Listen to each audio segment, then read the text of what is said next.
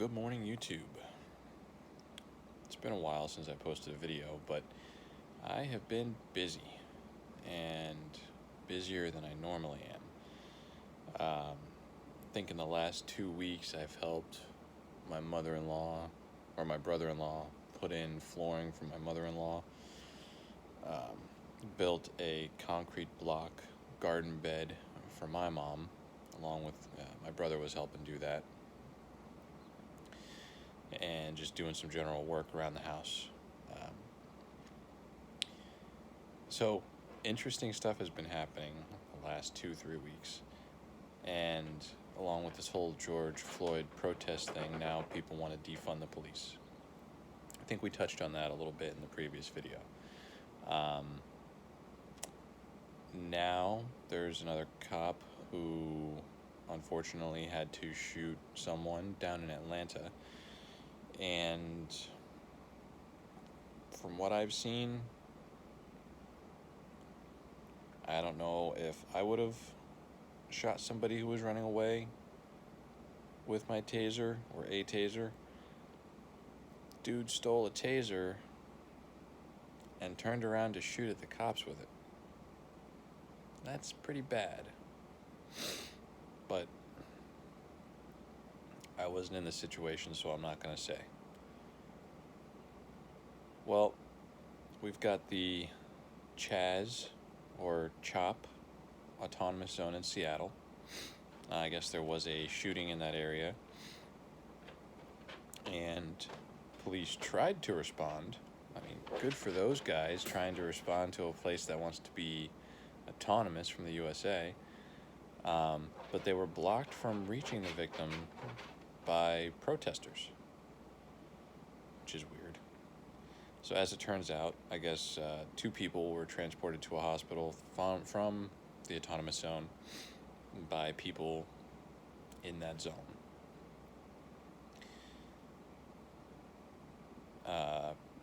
Atlanta, from what I understand, is having some civil unrest issues. So this stuff is catching. It is spreading. Kyle over at Survival Prepping for Normal People had a interesting thought and statement maybe a month or so ago, 2 months ago, before really all this started happening. And he had said, you're going to see little sparks, little fires. And then those little fires are going to get bigger. And then they're going to get bigger. And they're going to draw in more fire. They're going to, conflagrate together. I don't know if that's the right word. It's early. Pardon me. It's like 6:53 in the morning. But, the sparks of civil unrest are growing. And now they're turning into embers and fire. Where there's smoke, there's fire. So, what have I been doing in the 2 weeks or so? Excuse me. Hang on. More go juice is needed. Coffee.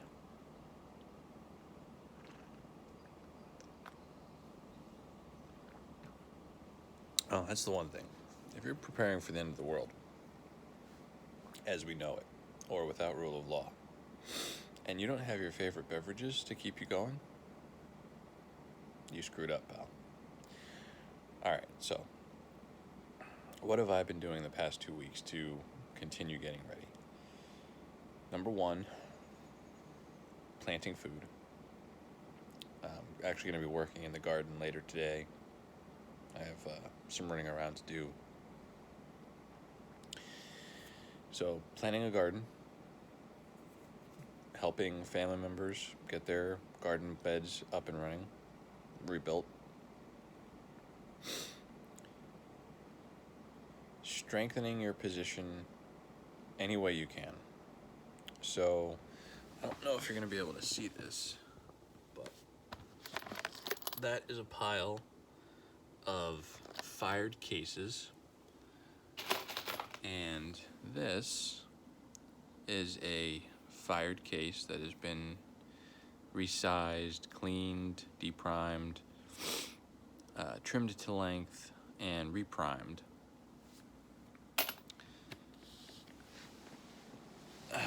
So, figure with the ammunition cost the way it is, I had been slowly getting my reloading setup up to date. Maybe we'll do a few videos on that. But finally at a position now where I'm getting the primers, I'm going to be getting powder and bullets. I'm going to be making some ammunition. I've done it before with my dad when I was a real little kid, maybe 10 years old. So over 2 decades ago now. Ooh. So I'm doing that. Made some purchases that are going to be coming later this week. So when they get here, I'll be doing an initial video and a setup video and all that. And lastly, a little situational update. So in the 2 weeks since we last spoke, I've had 2 people, so about 1 person a week, ask me, hey, I want to buy an AR. Which one do I buy? First of all, good luck finding stuff in stock. From what I've seen, just perusing the interwebs, talking to people at gun stores, supply is low because demand is very high. I was at my local store the other day, just picking up some primers, and they were only letting a certain amount of people into the back to purchase firearms at a time. I think when I was there, there was a row of 7 people, or a line of 7 people long. I was the 7th person. And the guy came out and he said, is there anybody here not buying a gun? And I raised my hand. So apparently everybody else there was buying a gun. 6 out of 7. Those are pretty high numbers. Percentages, rather. And yeah, when I went back, the inventory was low. You can still find stuff. My buddy, I think he was actually able to find an M&P 15, which is a good gun. If you can find it, I would get it in a heartbeat.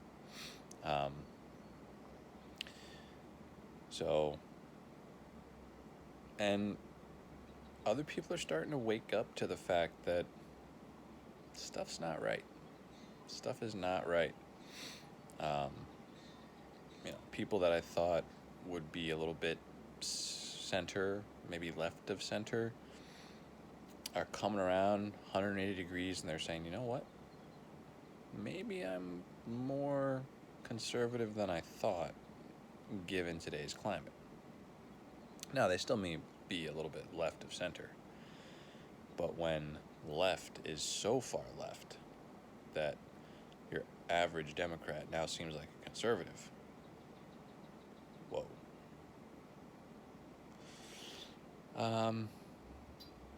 Anyway, I want to give you an update. I thought you guys might want to see the hair.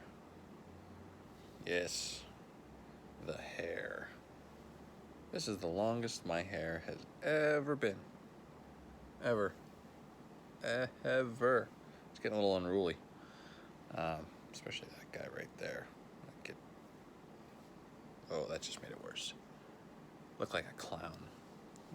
I am a clown, so that matters. That makes sense. So what should people be doing right now? So first off, if you go to the grocery store and you see stuff there and you think everything is normal, and I'm talking like paper products, meats, baked goods, beans, cans, goods, stuff like that. If you go to the store and you see stuff there, buy it. Get it while you can and put it away. If you have a freezer and it's not full, buy your local meats, whatever you like, or your favorite meats. It doesn't have to be local, but local helps. Buy your favorite meats, stock it deep. Beans, rice, um, canned tomatoes, vegetables. If you don't have a store of freeze-dried food, getting canned goods from your grocery store is the next best thing. Yeah, they have a little expiration date on them, but I'll tell you what, as long as the can is good, 9 times out of 10, that food is going to be good. It's not going to maybe taste as good, but it's going to be good for you. Not going to put you in a world of hurt as not having food. So that's what you need to do. Keep improving your food stores. Water. Luckily, we have not had to deal with any kind of water issue throughout this pandemic crisis. That could change. Pastor Joe Fox over at Viking Preparedness and Bear Independent. Pastor Joe was talking about how we are witnessing an insurgency. Insurgency, yeah. I agree. What basis do I have to agree with Pastor Joe Fox that this is an insurgency? Absolutely none.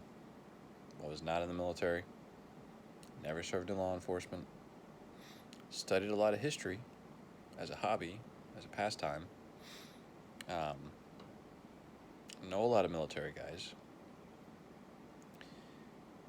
but taking yourself out of the immediate situation and going to that 50,000 foot level, looking around, you have elements of the population actively inciting violence against another. These same people, or groups of people, are calling to defund police, so you're delegitimizing elected and official local governance. You're sowing division, or they're sowing division, and they're setting up and claiming independent fiefdoms, basically. How is that not an insurgency? Could I see stuff going worse, such as power being cut to these places or certain places, municipal water supplies being cut to certain locations? Oh yeah. If I was going to lead an insurgency, not saying that I would, I don't recommend it, it's not good for your health long term, that's what I would do. Cut off the water, cut off the power, cut off fuel, get the population angry, show the ineptitude of local government, and then when they respond heavy-handedly, and then you show how barbaric they are, and you turn popular will against the local government. Insurgency 101, apparently. So yeah, can I see water being cut, power being cut, fuel? If it gets bad enough, oh yeah. So you have to have water, power, food, and fuel. Medical supplies, get yourself some medical supplies. If you happen to find yourself in one of these autonomous zones, like CHOP, where Atlanta could be becoming, you're going to want to have food so you don't have to go outside a whole lot. You're going to want to have water, or a means to purify water or obtain water and purify it. I would say the big Berkeys, or the Berkey water filters, that's what we use on a daily basis here at the house. They work great. They make little portable models. They make other models from Sawyer or Sawyer Mini. That's what I use when I go hiking and camping. So have water. Power. Maybe you don't want to be running a generator because that's only going to add to the fuel amount that you need to have, but if you can grab yourself a little solar panel, a couple of batteries, maybe a bigger solar panel depending on your budget, you want something. You want something quiet that can power a refrigerator or a freezer and just be recharged by the sun. Um, Medical supplies. If paramedics aren't going to be able to get to your location and police aren't going to be able to get to your location, and you need to take matters into your own hands and defend your family and your house, bullets, last I checked, do damage. They do lethal damage. So make sure you've got a ways to stop bullet wounds or treat bullet wounds. Little boo-boos here and there. You cut yourself because you're using a knife that you haven't had experience using. You trip and fall, sprain your ankle, break your hip. Breaking a hip's serious, but things like that. So food, water, energy, medical supplies, self-defense. Recently in, I guess, New Mexico, there was a guy who was getting chased by a couple of protesters. I think somebody swung a skateboard at him, and when he was on the ground, he got back up, and then somebody pulled out a knife. So this guy's trying to run away from what I saw. Dude pulls a knife, guy running away pulls out a gun, shoots said knife puller, dead. He was arrested, and then from what I understand, charges were dropped because it was very clearly self-defense. So, you're going to see more of that. You are going to see more people defending themselves with a firearm, and they're going to have charges dropped against them because I'll say 9 times out of 10, it's probably going to be legit, and that is going to incite the other side to no end. So, talk with your neighbors, network, start a community watch if there isn't one already, and just start talking these things out. What if protesters come to our neighborhood? What if we have to, go a period of time without law enforcement responding to calls? Those are things I would be doing right now. Absolutely. So like I said, I've got a few things coming later this week. When they get here, we'll be doing a video showing what they are, how I set it up. And how I set it up may not be right. I may be totally wrong. I don't have any experience doing it. We'll see.